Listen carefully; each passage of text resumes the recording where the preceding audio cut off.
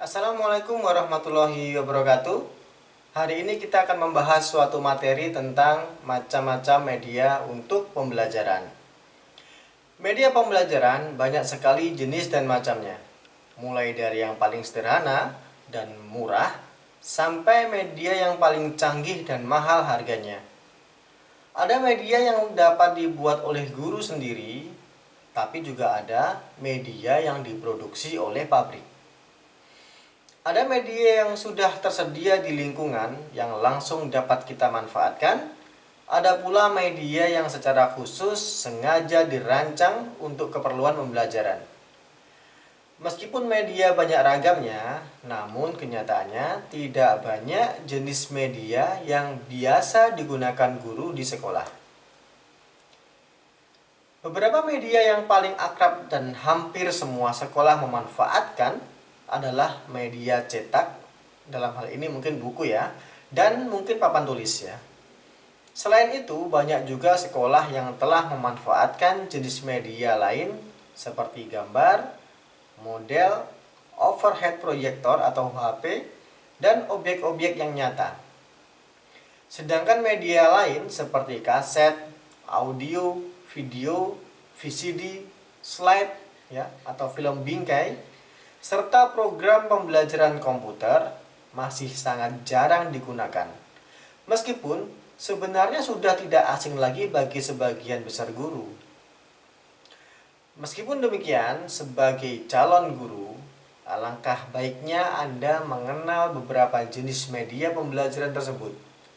Hal ini dimaksudkan agar mendorong kita untuk mengadakan dan memanfaatkan media tersebut dalam kegiatan pembelajaran di kelas. Ada berbagai cara dan sudut pandang untuk menggolongkan jenis media. Rudy Brett misalnya mengidentifikasi jenis-jenis media berdasarkan 3 unsur pokok, yaitu suara, visual, dan gerak. Berdasarkan 3 unsur tersebut, Brett mengklasifikasikan media ke dalam 8 kelompok, yaitu pertama, media audio. Contohnya adalah radio, rekaman suara, dan lain-lain. Kedua adalah media cetak. Contohnya adalah handout, poster, dan lain-lain. Yang ketiga adalah media visual diam. Contohnya adalah foto, lukisan, dan lain-lain. Keempat adalah media visual gerak. Contohnya adalah animasi, film bisu, dan lain-lain. Yang kelima adalah media audio semi gerak. Contohnya adalah audio mixer. Ya, audio mixer itu merupakan gabungan dari beberapa audio ya. Jadi misalkan ada percakapan dari 2 orang atau lebih ya, atau 2, 3, atau 4 orang atau lebih, itu kan berasal dari tempat yang berbeda-beda, kemudian dijadikan satu, sehingga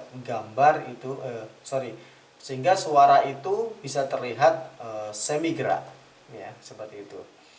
Selain itu ada juga suara yang stereo ya, yang kiri dan yang kanan seperti itu, yang biasanya digunakan untuk rekaman karaoke. Kemudian yang keenam adalah media semi gerak. Contohnya adalah gambar GIF ya, gambar yang dengan format GIF. Ya, gambar dengan format GIF itu adalah gambar-gambar yang sebenarnya dia gambar diam tapi kemudian digabungkan menjadi sebuah gambar yang seperti gerak seperti itu. Yang ketujuh adalah media audio visual diam. Contohnya adalah gabungan gambar dan suara. Jadi kalau kita misalkan punya satu gambar atau foto begitu, lalu kita memberikan narasi ya, kita memberikan penjelasan dari gambar itu. Nah, ini adalah gambar yang secara visual dia diam, tetapi ada audionya, ada suara yang menjelaskan gambar itu. Dan yang kedelapan adalah media audio visual yang gerak. Contohnya adalah video, film, dan lain-lain. Selanjutnya, Anderson tahun 1976 mengelompokkan media menjadi 10 golongan ya, sebagaimana yang tersaji dalam tabel berikut. Golongan media yang pertama adalah audio. Contoh dalam pembelajaran adalah kaset audio, siaran radio, CID, telepon, dan lain-lain. Kemudian golongan media yang kedua adalah media cetak. Contohnya adalah buku pelajaran, modul, brosur, leaflet, ya, dan gambar. Golongan media yang ketiga adalah audio cetak. Ya. Contohnya adalah kaset audio yang dilengkapi dengan bahan tertulis. Kemudian golongan media yang keempat adalah proyeksi visual diam. Contoh dalam pembelajaran adalah adanya overhead transparansi atau OHT, kemudian ada film bingkai atau slide, dan lain-lain. Golongan media yang kelima adalah proyeksi audio visual diam. Contohnya adalah film bingkai slide yang bersuara, ya. Yang PPT mungkin yang kemudian diberikan narasi. Golongan media yang keenam adalah visual gerak. Contohnya adalah film bisu, ya. Jadi dia film hanya gambar saja yang bergerak, tetapi tidak ada suara sama sekali. Kemudian golongan media yang ketujuh adalah audio visual gerak. Contoh dalam pembelajaran adalah film gerak yang bersuara, video NCD, kemudian televisi, dan lain-lain. Golongan media ke-8 adalah objek fisik, ya. Contoh dalam pembelajaran adalah benda nyata, bisa model, ya, bisa spesimen, dan lain-lain. Kemudian golongan media ke-9 adalah manusia dan lingkungan. Contoh dalam pembelajaran adalah guru, pustakawan, laboran, juga bisa masyarakat secara luas, dan segala macam. Dan golongan media yang ke-10 adalah komputer. Contoh dalam pembelajaran adalah CAI, pembelajaran berbantuan komputer, dan CBI, pembelajaran berbasis komputer. Sementara itu, Sakram menggolongkan media atas dasar kompleksnya suatu media. Atas dasar itu, Sakram membagi media menjadi dua golongan, yaitu media besar, yaitu media yang mahal dan kompleks, dan yang kedua media kecil atau media sederhana dan murah harganya. Yang termasuk media besar misalnya film, televisi, dan video NCD. Sedangkan yang termasuk media kecil misalnya slide, audio, transparansi, dan teks. Selain itu, Sakram juga membedakan media atas dasar jangkauannya, yaitu ada yang pertama media massal, yaitu media yang liputannya luas dan serentak. Yang kedua adalah media kelompok yang liputannya seluas ruangan tertentu, jadi agak lebih kecil, ya. Dan yang ketiga adalah media individual, yang biasanya ini digunakan untuk media perorangan. Termasuk media massal adalah radio dan televisi. Termasuk media kelompok adalah kaset, audio, video, OHP, dan slide. Sedangkan yang termasuk media individual bisa berupa buku teks, telepon, dan program komputer pembelajaran atau CAI. Sebagian ahli lain mengelompokkan media berdasarkan pada tingkat teknologi yang digunakan, mulai dari media dengan teknologi rendah hingga yang menggunakan teknologi yang tinggi. Jika media digolongkan atas dasar tingkat teknologi yang digunakan, maka penggolongan media sangat dipengaruhi oleh perkembangan teknologi. Media tertentu akan dapat mengalami perubahan dalam penggolongannya.